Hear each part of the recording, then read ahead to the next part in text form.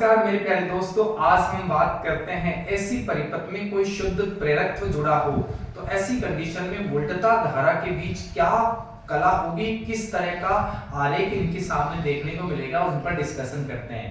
तो आइए मेरे प्यारे दोस्तों, आपके सामने ये कोई शुद्ध प्रेरकत्व L है। इस पर आपकी किसी क्षण प्रत्यावर्ती वोल्टता जो है वो आपकी आरोपित की जाती है, जिसकी जो तात्क्षणिक वैल्यू जो मेरे सामने है मेरे प्यारे दोस्तों वो है V = Vm sin omega T. मेरे प्यारे दोस्तों, जैसे इस पर वोल्टता आप अप्लाई करते हैं तो इस जो आपका प्रेरकत्व है इसके सिरों पर एक ईएमएफ इंड्यूस होती है जिसको अपन VL बोलते हैं। मेरे प्यारे दोस्तों, ये जो VL होती है उसकी वैल्यू होती है L/di/dt according to Faraday's law, यानी फेराडे के नियम के अनुसार। इस वजह से इसकी जो तात्क्षणिक धारा की जो इक्वेशन होती है मेरे प्यारे दोस्तों वो आपके सामने निकल के आती है Im = sin, यहाँ पे मेरे प्यारे दोस्तों ओमेगा टी माइनस π/2 आपके सामने। अब ध्यान रखना, यहाँ ये वोल्टेज का फेज है और ये आपके सामने करंट का फेज है। दोस्तों यहाँ करंट जो है ना वो आपकी पीछे चल रही है और वोल्टता जो आपकी लीड कर रही है। तो इस वजह से आपके सामने जो कलांतर आप निकालोगे दोस्तों, जिसको आप कलांतर बोलते हैं, वो कलांतर आपके सामने π/2 है और कोण आगे है, यानी वोल्टेज जो है ना मेरे प्यारे दोस्तों, वोल्टेज जो है वो धारा से आगे है दोस्तों। क्या है? धारा से आगे रहता है।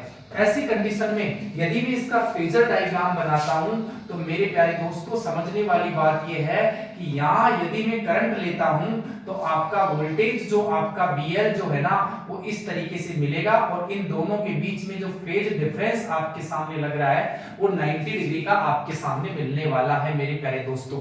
इसी तरीके से यदि मेरे प्यारे दोस्तों मैं इसकी एवरेज पावर निकालना चाहता हूं, यानी सबसे पहले तो हम इसकी एवरेज पावर निकालते हैं तो तात्क्षणिक शक्ति की बात करते हैं दोस्तों।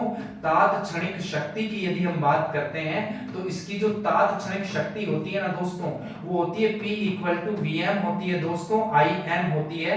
और यहाँ आप देखेंगे तो मेरे प्यारे दोस्तों यहाँ पे नेगेटिव साइन आएगा, sin ओमेगा टी होता है और cos ओमेगा टी होता है।